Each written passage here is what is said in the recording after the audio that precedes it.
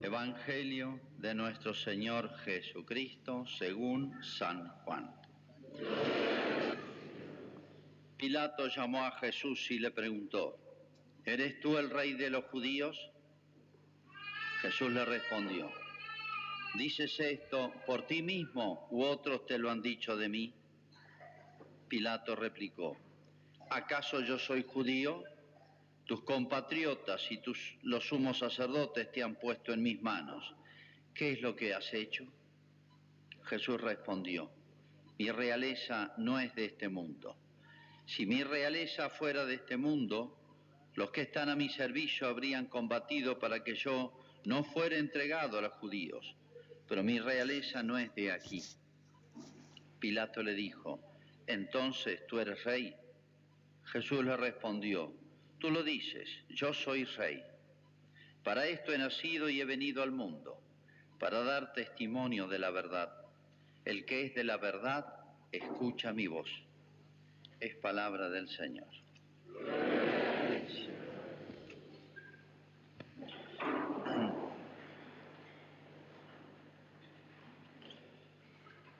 Hoy tenemos esta hermosa fiesta litúrgica, religiosa de Cristo Rey. Todos los años, con esta fiesta, con esta reflexión sobre un aspecto de lo que es Jesús, culmina lo que se llama el año litúrgico religioso y ya nos preparamos para empezar el Adviento, es decir, la preparación de la Navidad. Jesucristo Rey es uno de los tantos títulos que tiene. Decimos que Jesús es maestro, Jesús es sacerdote, Jesús es víctima. Y bueno, entre tantos títulos podemos decir Jesús es Rey. ¿Por qué le damos este título?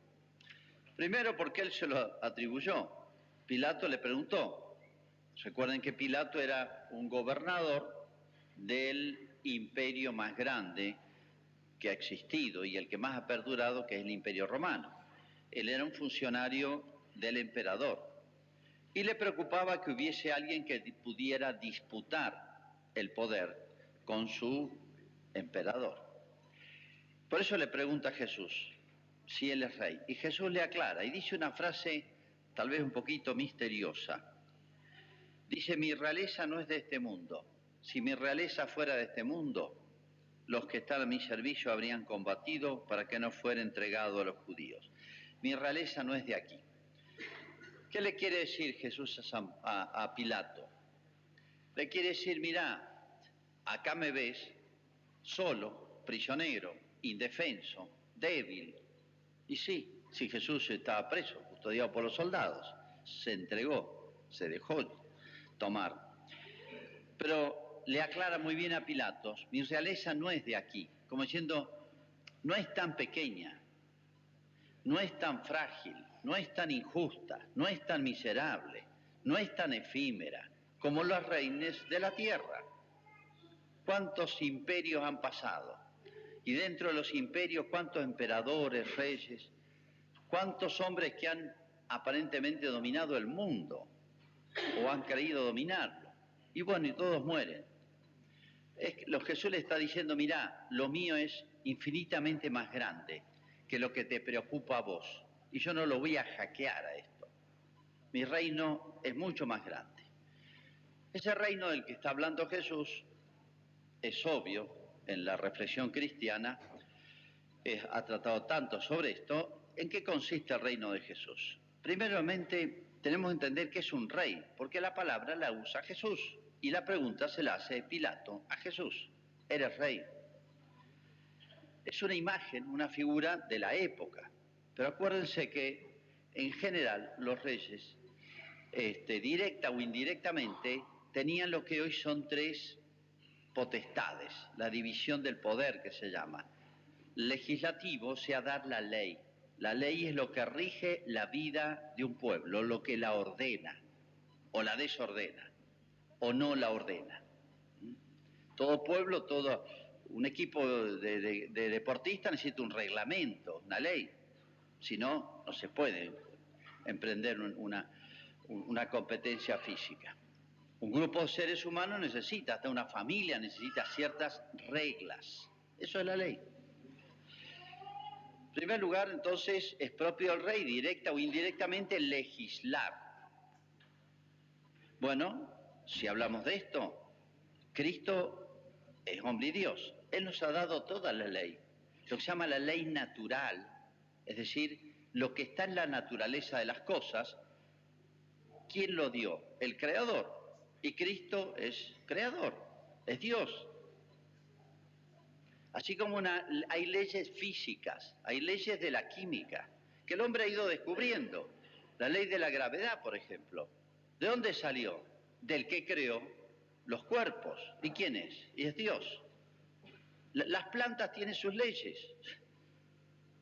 Son las leyes vitales, biológicas. Llega la primavera y todo un mecanismo estudiadísimo ya de la temperatura, de la energía, y comienza todo un proceso químico que hace que circule la savia y nazcan admirablemente las hojas, las flores, los frutos, la vida. Y todos los años se repite y cada planta tiene su ley. Ya sabemos, podemos prever que los duraneros van a dar duraznos. Y hay leyes humanas, porque nos dio la naturaleza humana, se llama la ley natural eso. El ser humano también tiene una ley, pero hay un detalle. El ser humano puede cumplirla o no. Un álamo no va a decir, este año me voy a transformar en un frutal. Este año voy a dar uva. Jamás va a pasar eso. El ser humano tiene la libertad para poder conocer su ley, conocer su naturaleza y cumplirla, o transgredir esa ley natural que le ha puesto Dios en su naturaleza, en su alma, en toda su estructura psicológica, física, todo. ¿Hay una ley para el hombre? Sí, se llama ley natural. ¿Quién la ha puesto? Dios, el Creador. Los hizo varón y mujer y les dijo, procread, multiplicaos, llenad la tierra. Se llama ley natural. Hay que estudiarla, conocerla, profundizarla. Cristo es el gran legislador, porque es creador, legislador del universo. El hombre lo único que hace es conocer las leyes de la naturaleza. Esa es la ciencia. Y usarlas. Esa es la tecnología, para bien o para mal. Segundo lugar, es propio de los reyes. Estoy usando la misma categoría que usó Pilatos. Le preguntó a los reyes, sí. Este aspecto, entonces, está en Cristo. Segundo lugar, ejecutivo, ejecutar. Si hay alguien que pone en movimiento y sostiene la existencia del universo, es Dios. El que crea es el que conserva. No es que Dios creó el universo y listo, ya funciona solo. No, necesita, por así decir, crearlo constantemente. Se llama el gobierno del universo. Dios gobierna el universo. Si Dios no gobernara el universo con su omnipotencia, con su inteligencia y su voluntad, en un instante o menos vuelve a la nada. O sea, Dios lo abarca todo. En Él vivimos, nos movemos y existimos, dice San Pablo. No es el hombre. Es Dios el que sostiene el universo. El hombre no podría sostener ni un átomo en la existencia. En tercer lugar, es propio del rey juzgar el que cumple o no la ley, para velar por el bien común, para hacer justicia. Con la naturaleza no hay problema. Ellas cumplen todo bien. Con nosotros hay muchos problemas. Ya Dios tuvo un problema con los ángeles. Y bueno, ya juzgó, ya sentenció, dividió el cielo y el infierno. Creó el infierno para los demonios. Ya hizo juicio. Se creían tan poderosos. Bueno, pero hay alguien que está por encima de él. El que juzga está por encima del juzgado. Y bueno, ya está definitivamente, no tuvieron nada que hacer. Queda el juicio de los hombres. ¿Y quién va a juzgar? Jesús. Cuando llegue el fin de los tiempos, dice Jesús, dividiré a todos como se separa las ovejas de los chivos. A mi derecha pondré los que se van a salvar y les diré, venid benditos de mi Padre a tomar posesión del reino. Y pondré a mi izquierda a los que lo rechazaron, los que lo negaron, los que lo quisieron ignorar, borrar de la tierra. Y diré, apartados de mí, malditos, al fuego eterno, creado por el demonio y sus ángeles. Las palabras son textuales de Jesús. ¿Qué es eso? Juicio. ¿Qué es eso? Discriminación. Discriminar significa distinguir, separar.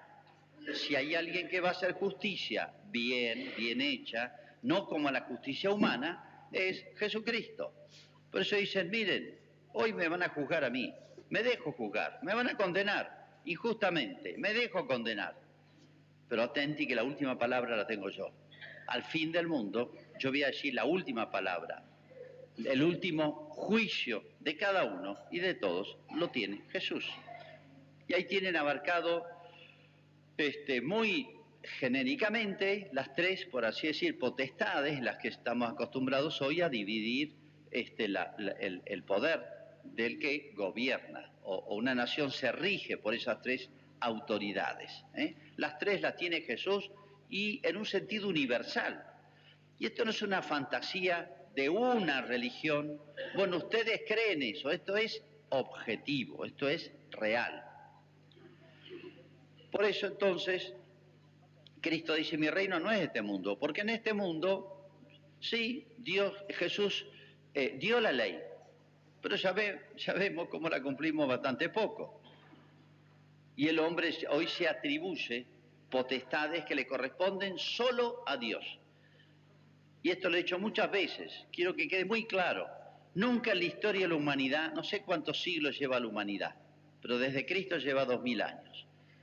Y antes de Cristo, no sé cuántos años hay. El siglo XX, por primera vez en la historia de la humanidad, el hombre conscientemente se atribuye atributos que son de Dios. O sea, le ha querido robar a Dios atributos divinos. Pero es una locura. Esta es una cosa ridiculesca, simiesca. ¿Cómo el hombre va a poder hacer eso? Es una especie de expresión máxima de la soberbia del hombre. Y ya lo he dicho, cómo eso se mete en el lenguaje popular. Han visto que hoy todo lo creamos. Vamos a crear conocimiento, vamos a crear ciudadanía, vamos a crear...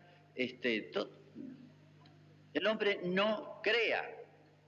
El hombre conoce la creación, la respeta y en el orden de la creación humana respeta la ley natural, porque ahí está nuestro bien.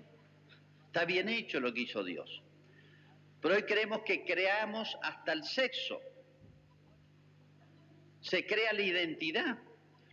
Según lo que yo me percibo, eso soy. Ese es el gran principio de la ideología del género. Le quiere inculcar a los niños que no tienen sexo, son materia prima, nada, es una masa. Ellos van a crear su propia identidad y tienen cientos de posibilidades. Es una mentira infinita, es un disparate total. Pero el hombre puede llegar a un disparate total como el demonio. Miren cómo le fue.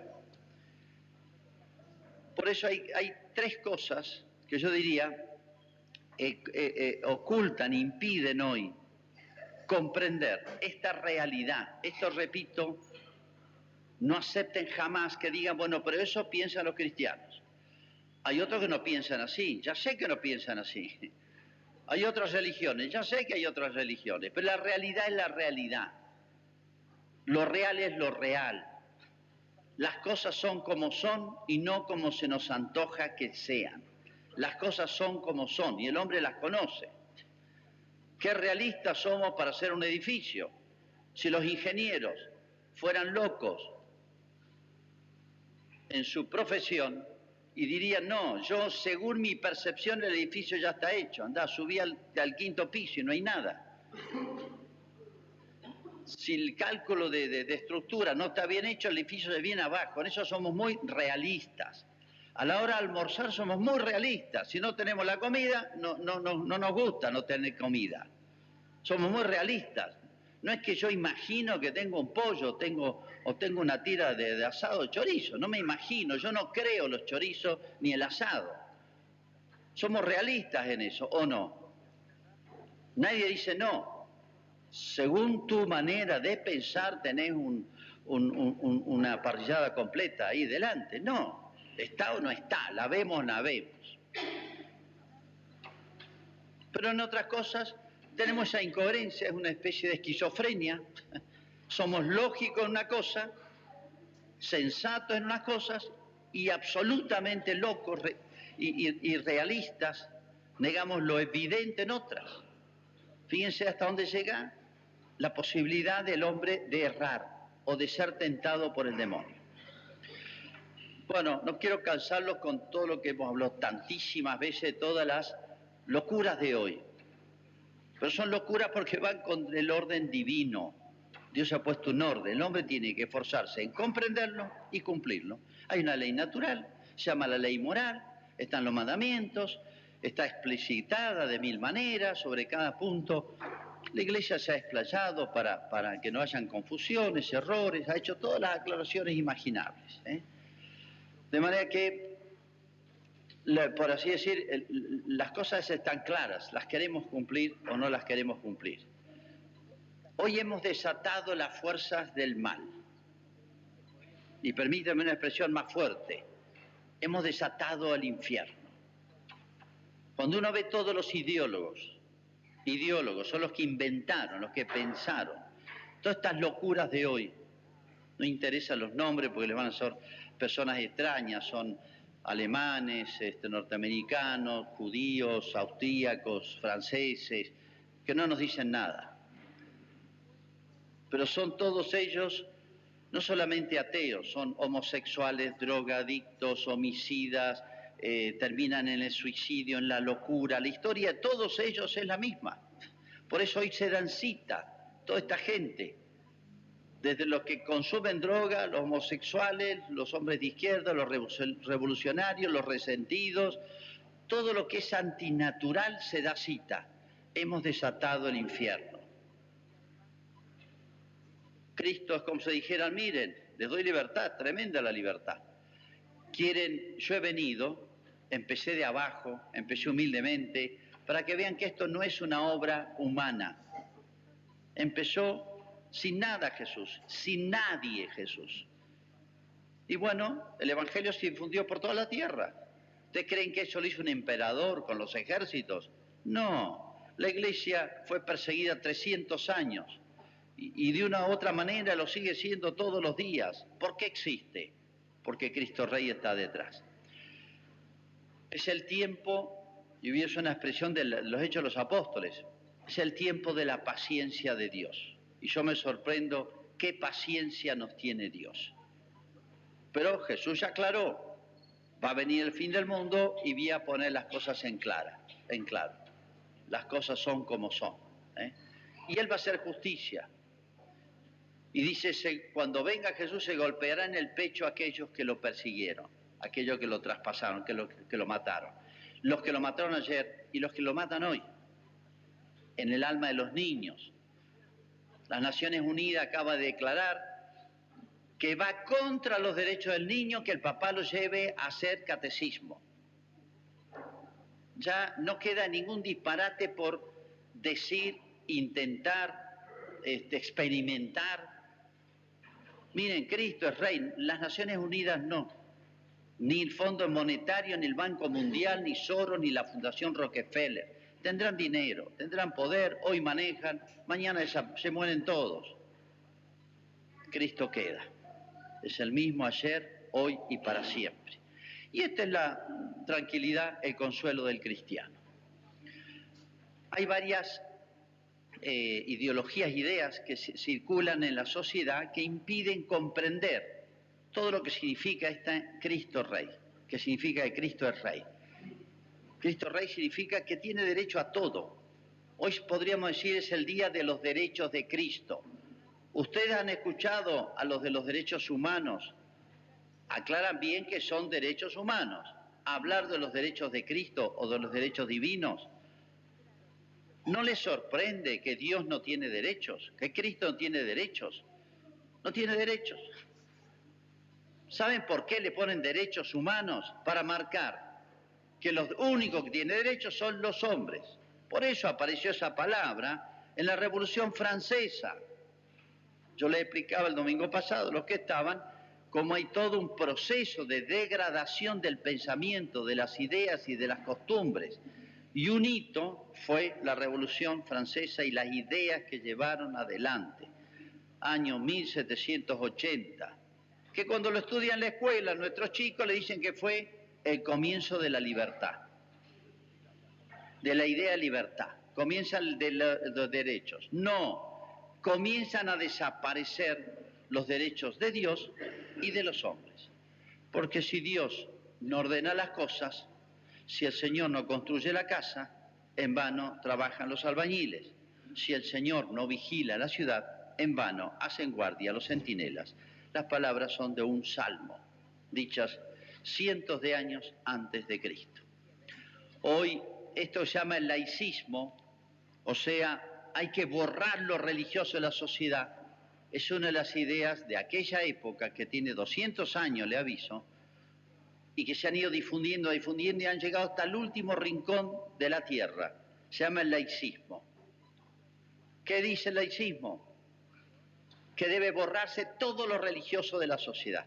Por eso van a haber todos estos intentos, sí, porque el cura se interfirió en una clase. Bueno, entonces, no, eso es el pretexto. Hay una idea de fondo, que hay que sacar el crucifijo de todos los tribunales de justicia y de la Cámara de Diputados, senadores, porque a lo mejor algunos lo ofenden. Miren, la idea viene mucho más atrás. Esto lleva 200 años, avanzan, retroceden. Se llama el laicismo, es esto, y quiere seguir adelante, y el caballito, los que lo promueven se llama la masonería, sociedad secreta, que cumplió ya 200 años el año pasado, cuyo fin es esto, y está viva en la Argentina, y según ellos se han reorganizado y han tomado el poder.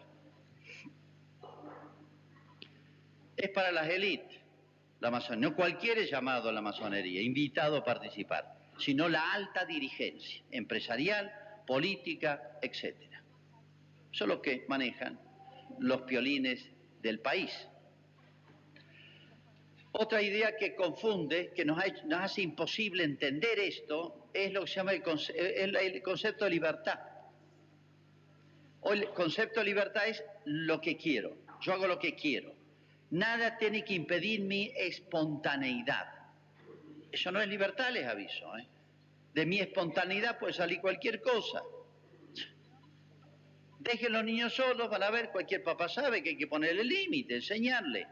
Dejen total espontaneidad a un niño, a un adolescente, a un delincuente, pero no le digan nada. Si le dicen que es legítima la espontaneidad total, no tienen derecho a coartarla. Van a ver lo que es la sociedad en una semana. Probemos. A los ideólogos yo diría que lo prueben ellos. Total espontaneidad. El vecino viene y le mete un balazo en la frente. Es que me nació. Entonces, si ponemos el principio, no le podemos poner límites. Eso no es la libertad. Es un concepto falso de libertad. Muchos dicen libertinaje. Sí, no es libertad. Llámelo como quiera. Cristo definió la libertad. Conoceréis la verdad y la verdad los hará libres. Conoceréis la verdad y la verdad os hará libres. De conocer la verdad y conocer el bien y querer hacerlo, nace la libertad. Y se tiene un nombre, se llama libertad de los hijos de Dios o libre albedrío. No es un tema nuevo que recién nos estemos avivando. La libertad comenzó, el concepto de libertad, la idea de libertad, comenzó a corromperse con la Revolución Francesa, cuyo ideal era libertad, igualdad y fraternidad. ¿Lo habrán escuchado eso? ¿Por qué tenían esa trilogía? Porque cambiaron el concepto tradicional y cristiano de libertad, hicieron de la libertad un absoluto, como el demonio le dijo a Adán y Eva, independícense de Dios y serán libres. Ustedes van a determinar lo que está bien y lo que está mal. Esa fue la tentación del demonio, Adán y Eva. Y bueno, probaron. Libertad, igualdad y fraternidad. Con este nuevo concepto de libertad ya no hay más igualdad. La sociedad se vuelve salvaje y el más fuerte se devora al más débil. Libertad, igualdad, fraternidad. ¿Puede haber fraternidad en ese ambiente? Empezaron las guerras mundiales. Fuera de Cristo, fuera de la ley de Cristo, que toca los corazones, toca a la familia, toca a la sociedad, es imposible que se construya algo. Concepto entonces del laicismo, como que el bien de la sociedad está cuando se elimina la religión. Concepto de libertad, que es un absoluto, como lo tentó el demonio a Adán y Eva. Y una tercera idea, y es que la religión, como tenemos distintas religiones, la religión es algo para adentro, subjetivo, para tus sentimientos, para dentro de la iglesia, pero que no salga afuera. Es falso, es falsísimo. Cristo vino y dijo, es el Rey de Reyes. Y Cristo funda la religión, la única que nos une con Dios verdaderamente. Justamente vino a corregir eso en la sociedad. Por eso la religión tiene que ser el alma de los pueblos. Más importante que la política, más importante que la economía, que la cultura. Solo la religión es capaz de establecer una sociedad donde haya cultura y no anticultura, educación y no antieducación, política justa y no política egoísta, el que tiene el poder. El único que da garantía es eso. Si la religión no está como el alma de los pueblos, de todos, y la católica, la de Cristo, mejor dicho, acá no se trata de defender al Papa, al cura, al obispo, es Cristo el que está detrás. Si la religión, o la religión de Cristo, o el reinado de Cristo, es todo lo mismo, no está por encima de todo las actividades humanas, los pueblos van a la ruina. Si no es hoy, es mañana. Por eso hoy es la hermosa fiesta de Cristo Rey, de los derechos de Cristo Rey. Y los papas pusieron esta fiesta, 1926, si mal no recuerdo, pusieron esta fiesta para contrarrestar toda esta avalancha que ya hace 100 años, pero lleva mucho más, estaba hackeando y corroyendo toda la sociedad. Como diciendo, si entendemos bien lo que significa la presencia viva de Cristo, yo estaré con vosotros hasta el fin del mundo. Si lo dejamos estar con nosotros hasta el fin del mundo, en toda nuestra vida privada, personal, social, entonces la sociedad podrá anticipar aquí un poquito ese reino maravilloso de los cielos, que va a empezar después. Pero si lo dejáramos a Cristo reinar, muchos se salvarían y comenzaría un poquitito aquí en la tierra a disfrutar, comenzaríamos a disfrutar el reino de los cielos. Vamos a hacer ahora nuestra profesión de fe.